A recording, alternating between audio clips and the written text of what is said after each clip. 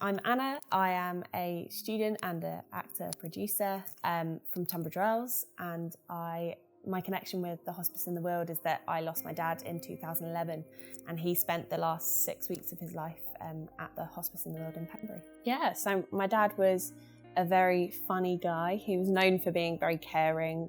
He was a teaching assistant at sort of all the schools in our local town, so he got to know everybody.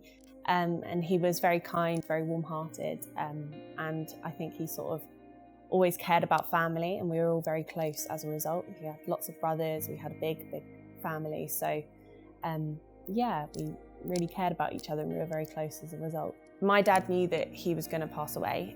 He was given about 1.5 years, 2 years with the cancer, and as a result he really wanted to make the most of that time.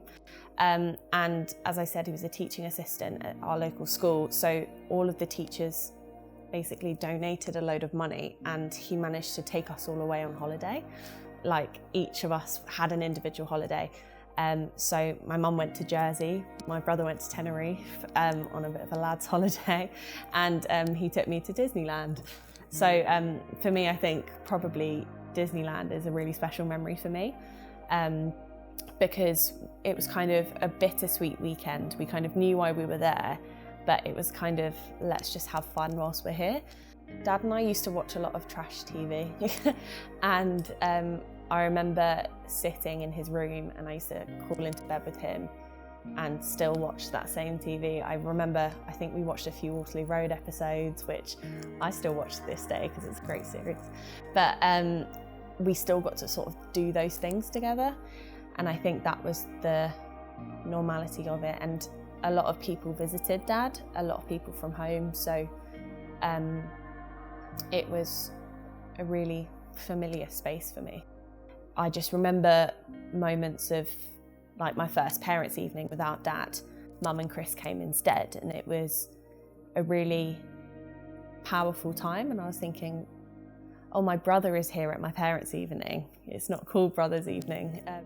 Yeah, so he was 19 at the time that Dad died, and he, in that year that we had with Dad at the end of his life, he, as I said, dropped out of uni, became a full-time working man, which he hadn't had before, and he used to drop me off at school. He used to pick me up from school, and that was never a thing. That was a kind of job of the parent, and he cared for me a lot, cooked me dinners, and he used to take me out to the cinema a lot more. And it was kind of things that we do as treats. Like we call it to this day B&S time, brother and sister time. But things like that we do quite rarely became all the time. I realised that he kind of put his teenager life on hold, and he became that father figure to me. If the hospice weren't involved, it would have been a lot harder to cope with what was happening.